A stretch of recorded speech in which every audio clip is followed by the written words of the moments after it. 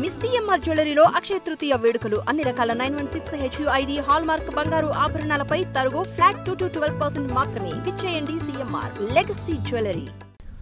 ఆదిలాబాద్ జిల్లాలో ఎంతో చరిత్ర కలిగిన cement corporation of India unit మరికొద్ది రోజుల్లో కనుమరుగు కానుంది. దేశంలోని ఒకప్పటి భారీ కర్మాగారం కొద్ది రోజుల్లో పూర్తిగా కనిపించకుండా పోతుంది. ప్లాంట్ కూల్చివేత పనులు ప్రారంభం కావడం స్థానికులను విస్మయానికి గురిచేస్తోంది.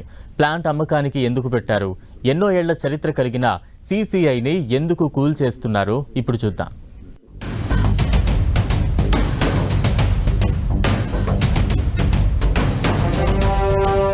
Adilabad cement corporation of India ఫ్యాక్టరీకి చాలా చరిత్ర ఉంది. ఒకప్పుడు వేలాది మంది కార్మికులతో కళకళలాడిన CCI ప్రస్తుతం నిర్మానుషంగా కనిపిస్తుంది. మరికొన్ని రోజుల్లో ఆనవాళ్లు కూడా లేకుండా నేలమట్టం కానుంది ఈ భారీ పరిశ్రమ.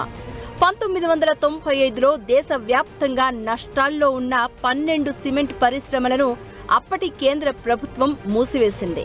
అందులో ఆదిలాబాద్ CCI కూడా ఒకటి. దీనిపై అప్పట్లో CCI కార్మికులు ఢిల్లీ వరకు వెళ్లి పోరాటం చేశారు. ఢిల్లీ హైకోర్టును సైతం ఆశ్రయించినా ఫలితం దక్కలేదు.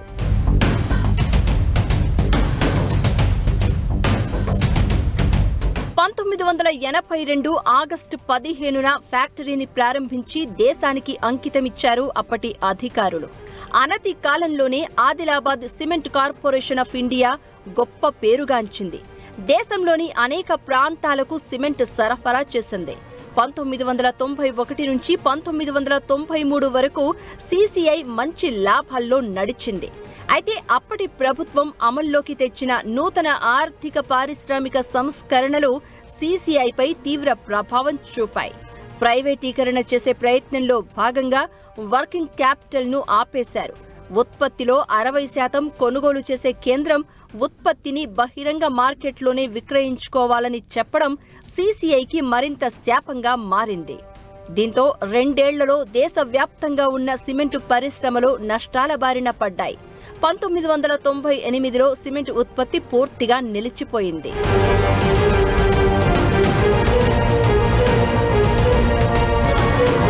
తెలంగాణ రాష్ట్రం ఏర్పడిన తర్వాత CCI పునః ప్రారంభానికి ప్రయత్నాలు మొదలయ్యాయి.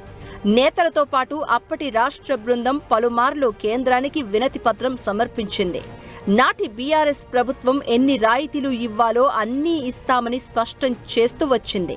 అయితే ఆదిలాబాద్ CCIకి 10 ఏళ్ల అమ్మకం పన్ను రాయితీ ఇవ్వాలని, 30% సిమెంటును రాష్ట్ర ప్రభుత్వం కొనుగోలు చేయాలని, అప్పులన్నీ మాఫీ చేస్తే పరిశ్రమ కార్యరూపం దాల్చుతుందని ఇలా చాలా ప్రయత్నాలు గతంలో కొనసాగాయి.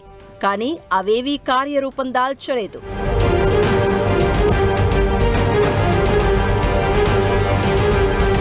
CCI పునః ప్రారంభమయ్యే అవకాశాలు కనిపించకపోవడంతో గతంలో స్వాధీనం చేసుకున్న భూములను తిరిగి ఇవ్వాలని నిర్వాసితులు డిమాండ్ చేస్తున్నారు. CCI ప్రారంభ సమయంలో 779 ఎకరాలు సేకరించారు అధికారులు.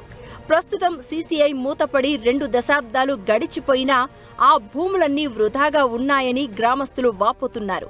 CCI ప్రారంభించే సమయంలో 100 ఏళ్లు ఫ్యాక్టరీని నడిపిస్తామని, ఉపాధి కూడా దొరుకుతుందని నిర్వాసితులకు హామీ ఇచ్చింది అప్పటి ప్రభుత్వం. ఆ భూములను నమ్ముకుని దాదాపు 400 కుటుంబాలు ఉన్నాయని, కనీసం వ్యవసాయం చేసుకునేందుకైనా అనుమతి ఇవ్వాలని రైతులు కోరుతున్నారు.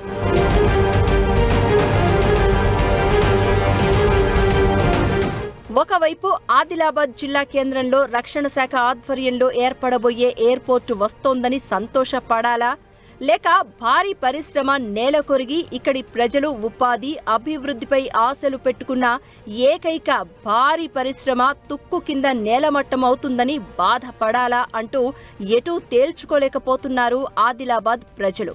ప్రస్తుతం CCI ఆధీనంలో ఉన్న భూములను ఎయిర్పోర్ట్ కోసం బదలాయించేందుకు కూడా రంగం సిద్ధమైనట్లు తెలుస్తోంది. మరి ఆ భూములను తిరిగి రైతులకు ఇస్తారా, లేక ఎయిర్పోర్ట్ కోసం కేటాయిస్తారా అని చూడాలి.